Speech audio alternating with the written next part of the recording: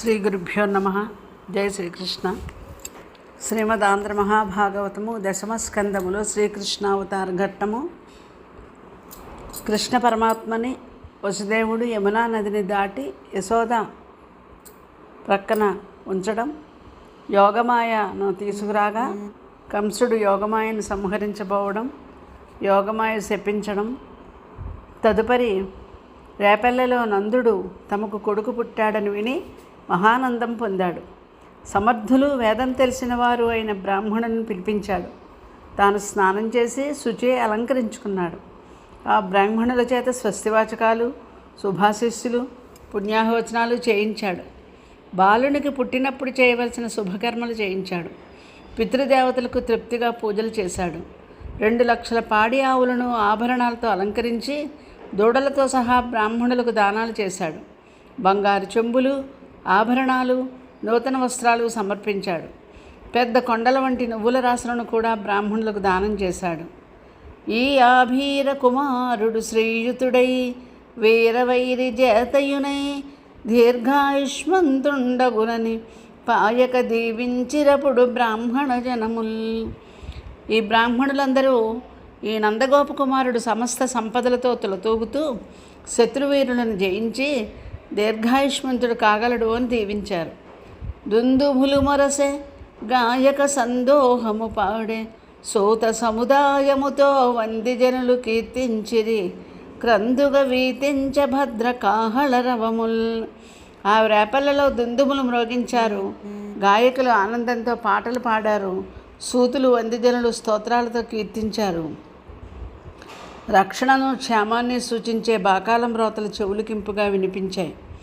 పల్లవ తోరణ సురిచిర వల్లీ ధ్వజరాజధూప వాసనములతో సల్లలితములయ్యొప్పెను వల్లవ వల్లభుల ఇండ్ల వాకిండ్లెల్లన్.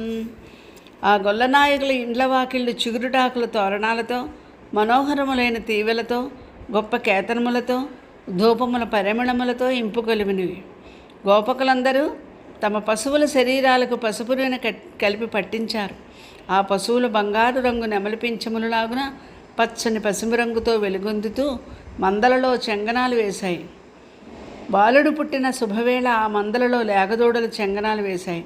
పోతరించిన వృషభాల ఉత్సాహంతో ఖణిల్లుమని రంకెలు వేశాయి. ఆవులు పుష్కలంగా పాలను వర్షించాయి. నందుడు ఆ సమయంలో తృప్తిగా దానాలు చేశాడు. ప్రతిదినమూ వచ్చి పుణ్యకథలు వినిపించే బ్రాహ్మణులకు, స్తోత్రపాఠాలు చేసే వందిగాయకులకు, గరుడీలు, ఇంద్రజాలాలు, పకటి వేషాలు మొదలైన విద్యలపైన బ్రతికేటువంటి జనానికి, దారిద్ర్యంతో బాధపడుతూ దగ్గరికి చేరిన వారికి అందరికీ వారు అడగకముందే గోవులను, ధనాన్ని కొల్లలుగా దానాలు చేశాడు. కంచుకములు తలచుట్లును కాంచన భూషంబరములు కడుమెరయగా ఏ తెంచిరి గోపకులందరూ మంచి పదార్థములు కొనుచు మాధవు చూడన్. ఆనాడు గోపకులందరూ నందనుణ్ణి చూడ్డానికి బయలుదేరారు. అందరూ అంగీలు తొడుక్కున్నారు, తలచుట్లు చుట్టుకున్నారు, బంగారు ఆభరణాలు, అందమైన దుస్తులు ధరించారు. అందరూ శుభకర్ములైన పసుపు మొదలైన పదార్థాలు తీసుకుని నందిని ఇంటికి వెళ్ళారు. ఆ పుట్టినవాడు లక్ష్మీదేవికి భర్త కనుక అందరూ సంతోషంతో సంపదలతో తులతూగుతూ బయలుదేరారు. అలా వచ్చి ఆ బాలుని చూచి గోపకులందరూ ఆనందంతో పొంగిపోయారు. ఉత్సాహంతో చెలరేగి నేతులను, పెరుగులను, పాలను, నీళ్లను, వెన్నను ఒకరిపై ఒకరు చిమ్ముకుంటూ, ఒకరిపై ఒకరు చెలోక్తులు విసురుకుంటూ వసంతోత్సవం జరుపుకున్నారు. ఏమి నోము ఫలమో ఇంత ప్రొద్దొక వార్త వింటి మబలలార వీనులరా మన యశోద చిన్ని మగవాని కనెనట చూచివత్తమమ్మ సుదతులారా. గోపయువతులు కూడా ఏనాడు నోచిన నోముల ఫలమో కానీ ప్రొద్దున్నే లేస్తూనే ఒక శుభవార్త చెవులారా విన్నాము. మన యశోదమ్మ చిన్ని పాపడని కన్నదంట, చూచి వద్దాం రెండమ్మా అని ఒకరినొకరు నిద్రల నుండి లేపారు అని ఎండరులు లేపుకొని గోపికలు ఓపికలు లేని చిత్తంబులు నెత్తిన ఆ గోపికలు సహజంగానే సున్నిత హృదయాలు కలవారు. ఈ వార్త వినేసరికి తొందర ఎక్కువైంది. అపూర్వంగా అలంకారాలు చేసుకుని ఇళ్ల నుండి బయలుదేరారు.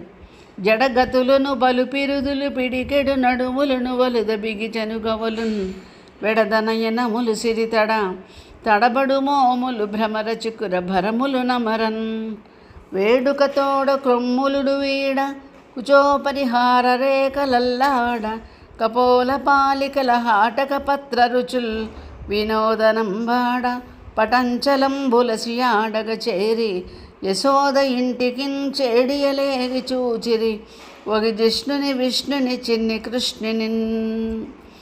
అలా వచ్చినటువంటి గోపికలందరూ కూడా యశోద ఇంటికి చేరి ఎంతో ఉత్సాహంతో చిన్ని కృష్ణుని చూశారు. అతడు దానవులను జయించే విష్ణువే కదా. చూచి సంతోషించి తెచ్చినటువంటి కానుకలన్నీ ఇచ్చి పాపనికి నూనె తల ఎంటి పసుపు పూసి బోరు కాడించి హరిరక్ష పొమ్మటంచు జలములకు కొన్ని చుట్టిరా జల్లి తొట్లను నిచి దీవించి పాడిరి అయ్యు విధలెల్లా. గోపికలందరూ కలిసి ఆ బాలుడిని తలకి నూనె అంటి శరీరానికి పసుపు పూశారు.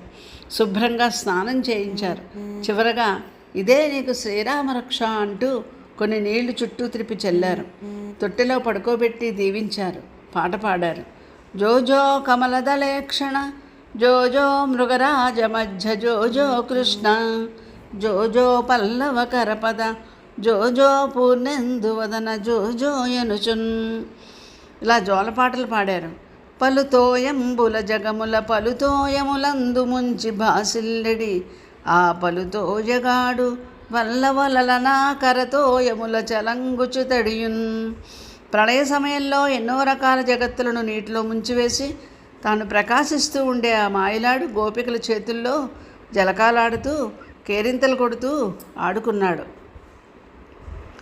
ఏ బాములెరుగక ఏ పారుమేటికి పసుల కాపరి ఇంట పాము కలిగే ఏ కర్మములు లేక ఎనయు నెక్కటికి నీ జాతకర్మంబులు సంభవించే ఏ తల్లి చనుబాలు నెరుగని ప్రౌఢయ సోద చన్నుల పాల చొరవ నెరిగే ఏ హాని వృద్ధులు నెరుగని బ్రహ్మంబు పొదిగిటిలో వృద్ధి పొందజొచ్చే ఏ తపములనైన ఎలమి పండని పంట వల్లవి జనముల వాడ పండే ఏ చదువులనైన ఇట్టిట్టిదనరాని అవయవములనందముందే. కష్టాలు అనేవి ఎరుగని మహాత్మునికి పశువుల కాపరుడు ఇంట బాధలలో పెరగవలసిన స్థితి వచ్చింది. కర్మములు అనేవి లేకుండా తానొక్కడే ప్రకాశించే విష్ణువు జాతకర్మలు చేయించుకున్నాడు. తానే జగత్తులకు తల్లి తండ్రి అయ్యి తల్లిపాలు అనేవి ఎరుగనివాడు నేడు యశోదాదేవి చనుబాలరుచి మరిగాడు.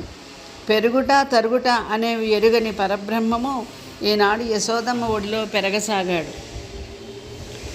ఎన్ని తపస్సులు చేసినా పండని బంగారు పంట నేడు గోపకుల రేపల్లవాడలో కన్నుల పండువగా పండింది. ఎన్ని చదువులు శాస్త్రాలు చదువుకున్నా ఇలా ఉంటుంది అని తెలియరాని ఆ పరమార్థం అందాలు చెందే ఆ బాలుని అవయవాలన్నిటిలోనూ అభివ్యక్తం కాసాగింది. ఆ చిన్ని కృష్ణుడు బాల్యచేష్టలు చేస్తూ క్రొత్త క్రొత్త లీలలు ప్రకటించేటప్పుడు సృష్టికర్త అయిన బ్రహ్మదేవుని వలె వెలుగొందాడు. సంతోషం నిండిన చూపులతో నవ్వుతూ ఉన్నప్పుడు విష్ణువు వలె కనిపిస్తాడు. కోపం వచ్చి రోషం తెచ్చుకున్న సమయంలో రుద్రుని వలె భయం గొలుపుతాడు. సుఖంతో ఆనందంతో తన్మయుడై ఉన్న సమయంలో పరబ్రహ్మములాగా గోచరిస్తాడు. ఈ విధంగా ఎన్నో రీతులతో బాలకృష్ణుని యొక్క బాల్యం గడుస్తూ ఉన్నది.